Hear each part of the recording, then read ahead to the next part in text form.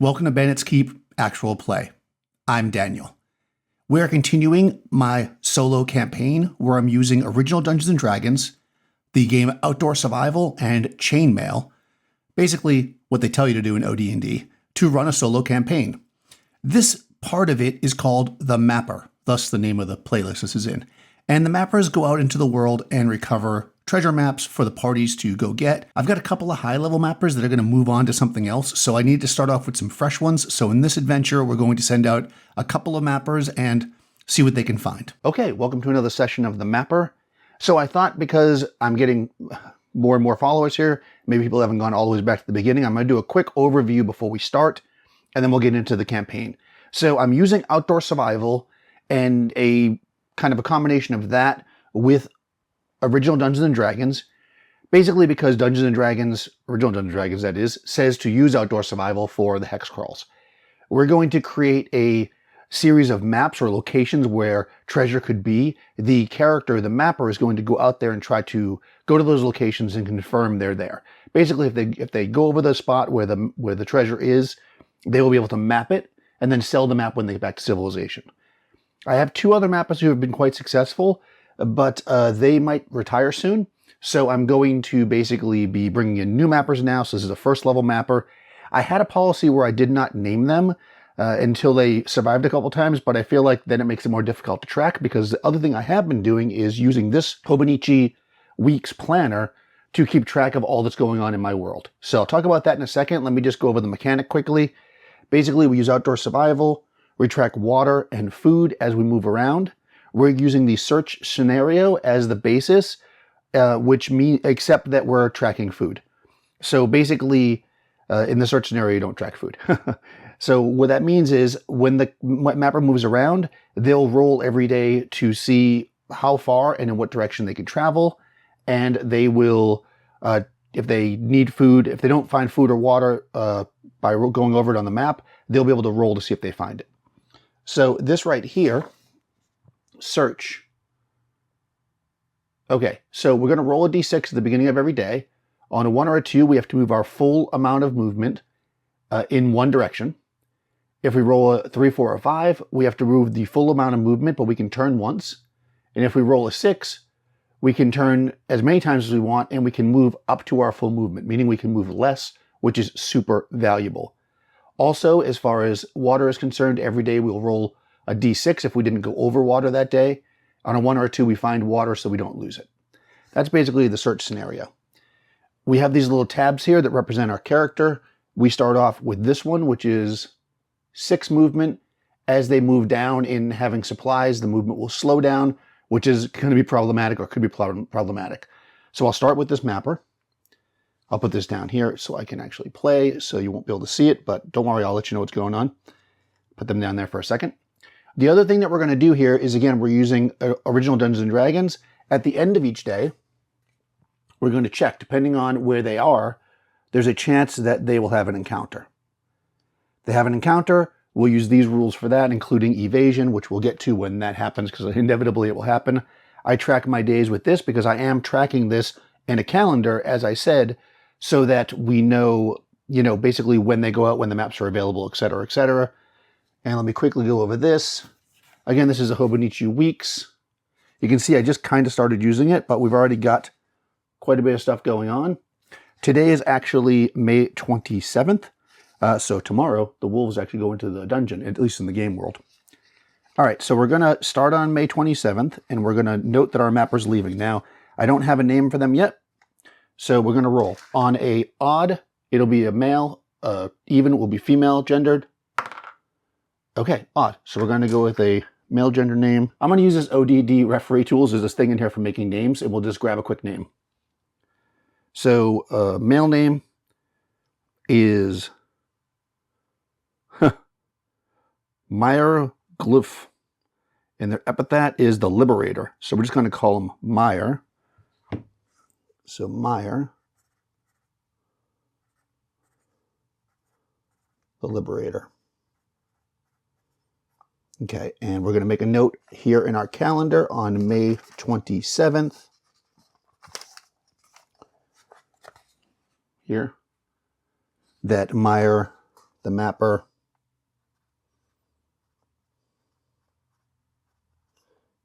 and I just write out because, you know, they're leaving. If they get lost in the wilderness, we'll just make a note of that. Okay, so that is the beginnings. So now we do a couple of things. Again, these are house rule things that I do that makes the mapper my own kind of game, if you will. I'm going to roll. I have 7 dice here because I have 7 of these tabs. I'm going to roll these, and that's going to say what quadrant the maps exist in, or the treasures exist in, I should say. Ooh, a lot of 6s. Huh, that would have been a good attack roll. Okay, so 4 of them are going to be in 6, 1 in 5, 1 in 3, 1 in 2. We start up here, 1, 2, 3, 4, 5, 6. So 4 of these things are going to be over here. One's going to stay in 5. One's going up to 2. One's going to be in 3. Okay, I close my eyes and I just kind of move them around so they're scattered. Okay, and that's where the possible treasures are. Now we're going to roll to see where the mapper comes in. We're going to use the same technique. 5, okay. They generally come in, or they always come in, from the center in a clear area. If it was one of the corner spaces, I'd roll to see if it was one side or the other, but since it's 5, we know where they're coming in. Pretty much dead center, which is right here.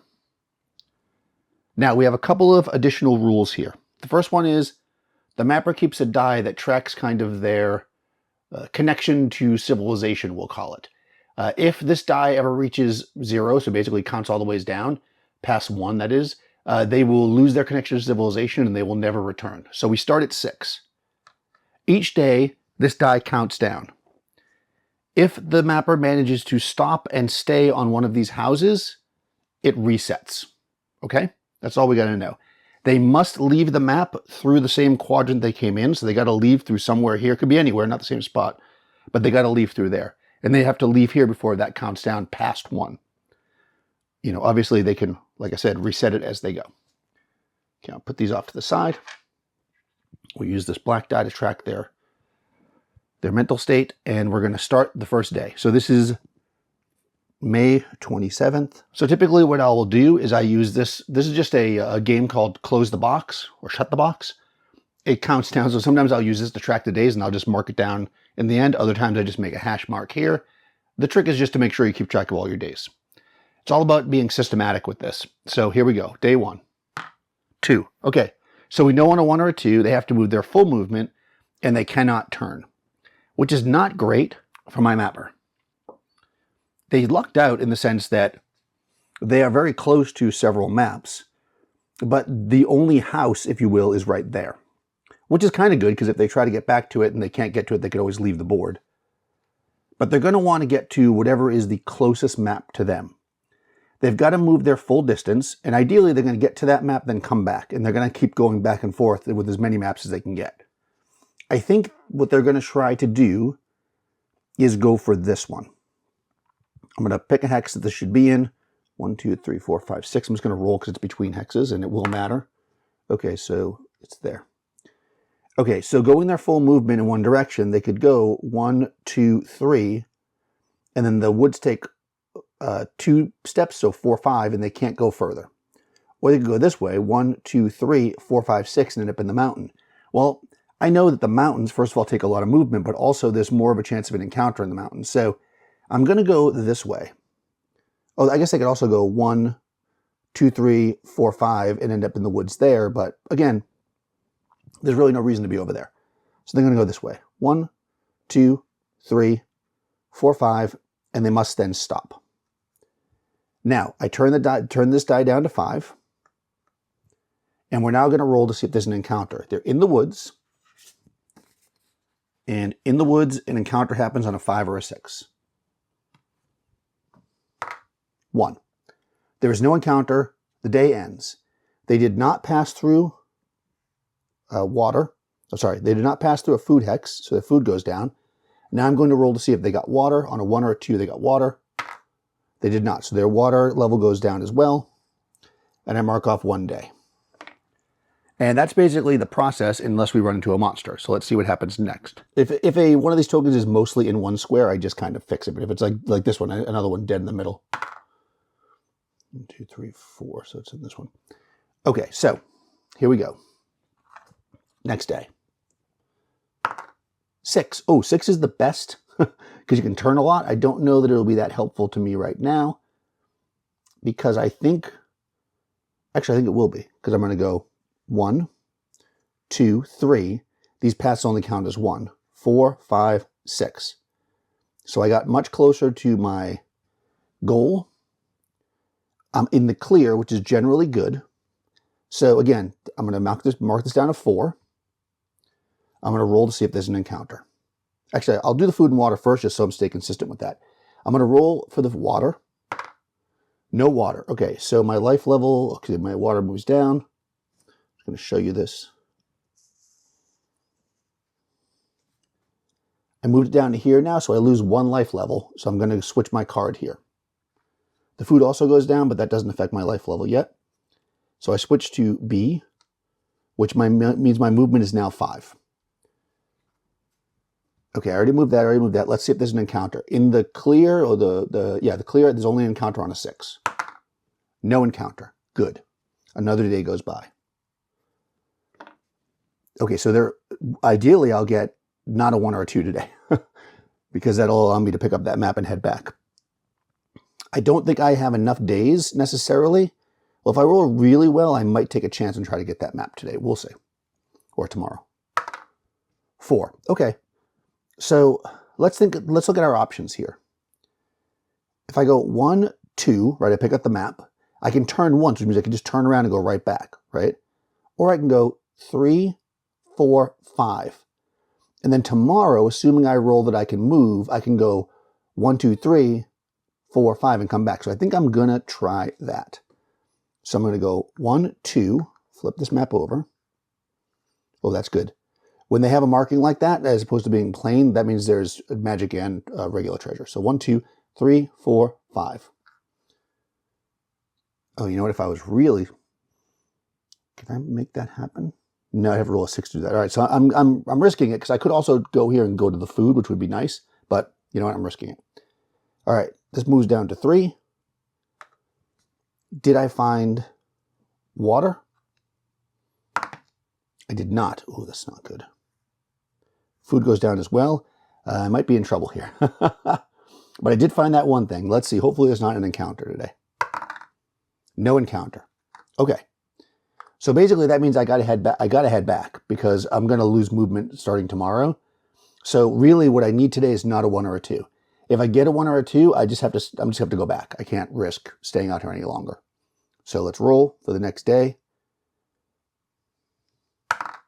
5. Perfect.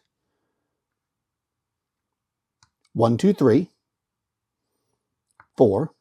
Because again, you can turn once. So, oh, both. Okay, 4.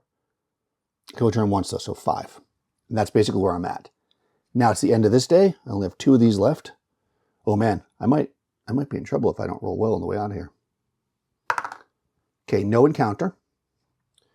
Did I find food or water rather? No. Okay, this is not good. This mapper might die. I'm losing 2 more levels, which drops me down here, which now I only have 4 movement. Now I do have a few options that I can try to take advantage of. Oh, I don't because my clock's ticking. So I may have made a mistake with that. And a lot of times when a new mapper should just come out and go right back. I don't even know if it's possible for me to get off the board. 1, 2, 3, 4. 1, 2. It's not. This mapper will not make it. So let's roll just to show you. 4. 1, 2, 3, 4. Okay. Do they find water? They do not. I lose 2 more life levels, which drops my movement down to 3. And see how this can become deadly really quick. Was there an encounter? Well, this drops down to 1. I didn't find food. That doesn't affect me yet. Was there an encounter? No. Okay, no encounter. I have 3 movement. I'm not dead yet. It's impossible. Actually, it's not impossible. Okay. No, it's impossible because I'm going to run out of time. So basically, I only have 3 movement left. I'll just do it for you. 6. Oh, that's the best thing you can get. But 1, 2, 3. Did I get water? Yes, that's good. The food I didn't get, but that doesn't matter. Did I have an encounter? No. Okay, and I tick this down, and it's over. The mapper is lost in the field. Cool. We're going to do another one immediately, obviously. All right, well, it's still the same day in our world, so we'll start again on May 27th. Let's see about the mapper again. Again, odd is male, so we have female. Hisu, the flat nose. And again, we do it just like we did before. I roll 7 of these dice. We place our treasure maps, or our potential treasures, I should say. Oh, 4 is the worst. Because 4 is a giant swamp in the middle of it. We got 2 and 2. And 2 and 1. So this could be very bad if the mapper comes in on the wrong side of the board, because everything's real spread out.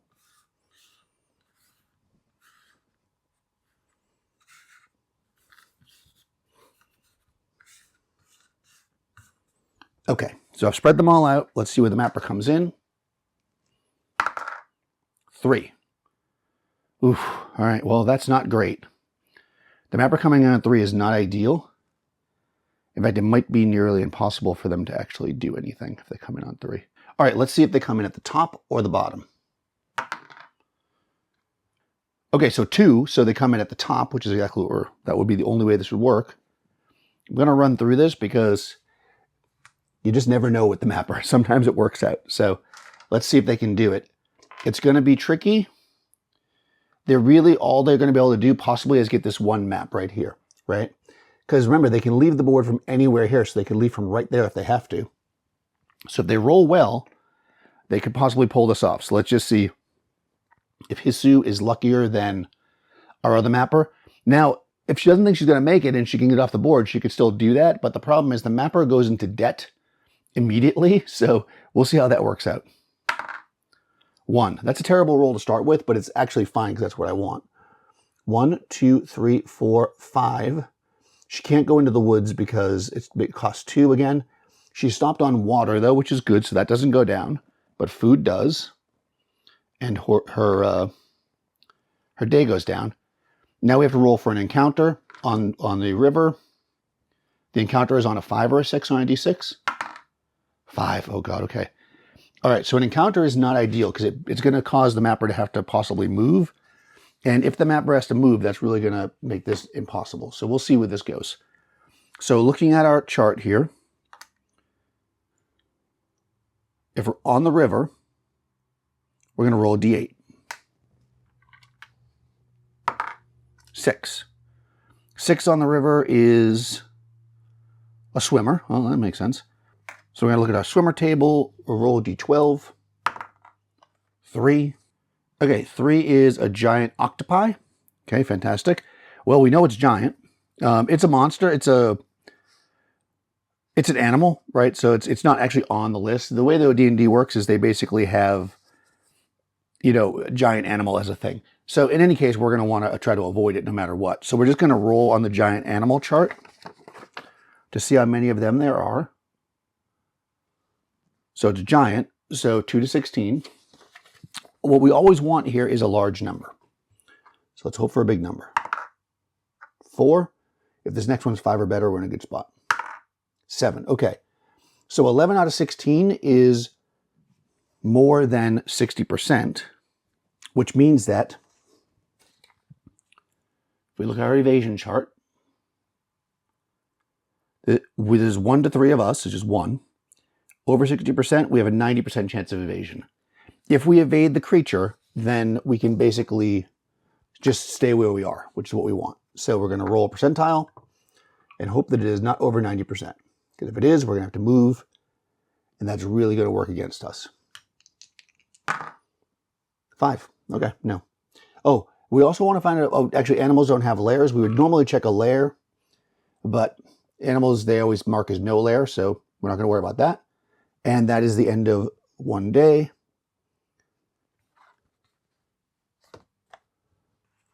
So I will mark that down. Okay, day 2. Come on, Hisu.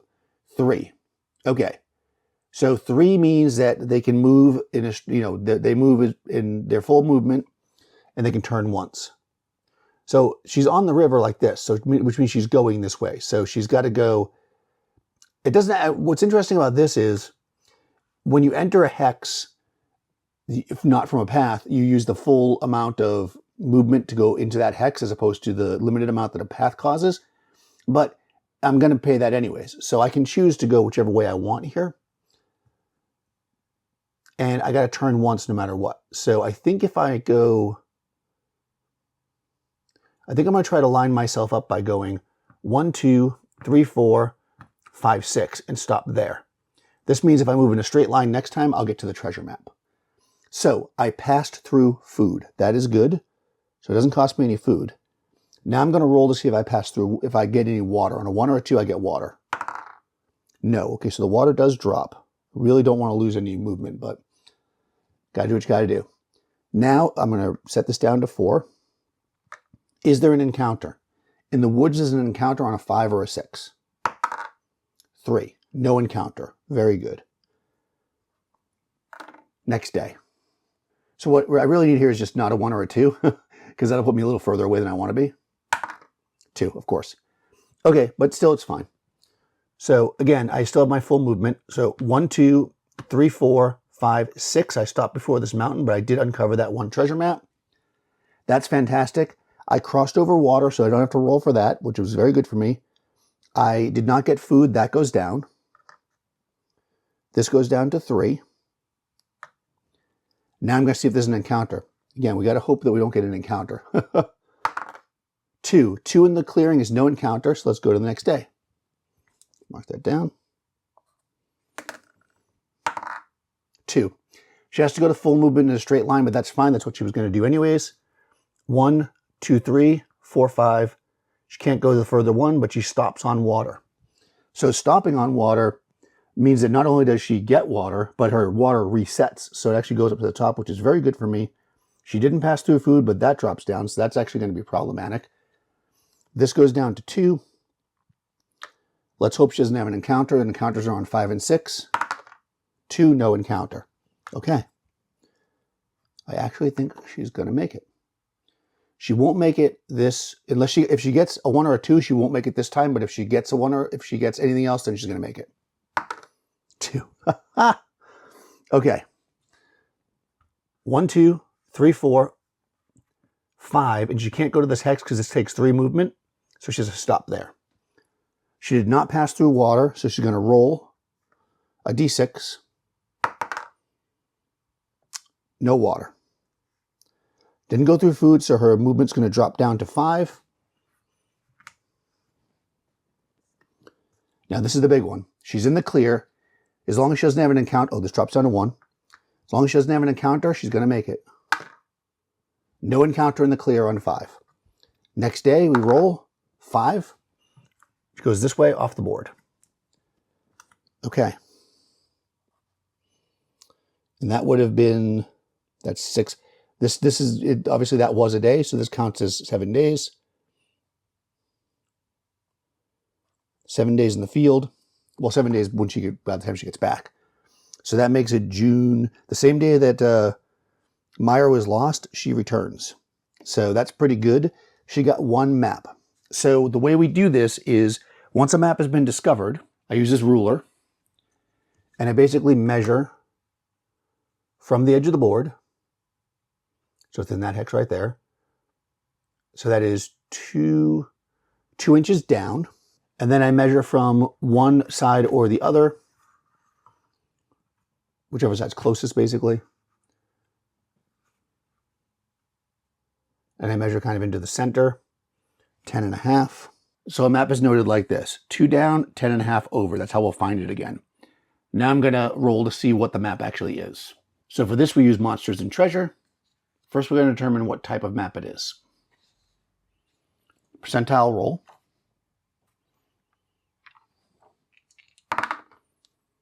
(24) 24 is a treasure map. Then we go to our treasure map table. Here, we roll a d8, 2. So this map leads to 5 to 30,000 gold pieces, which is a d6 times 5,000.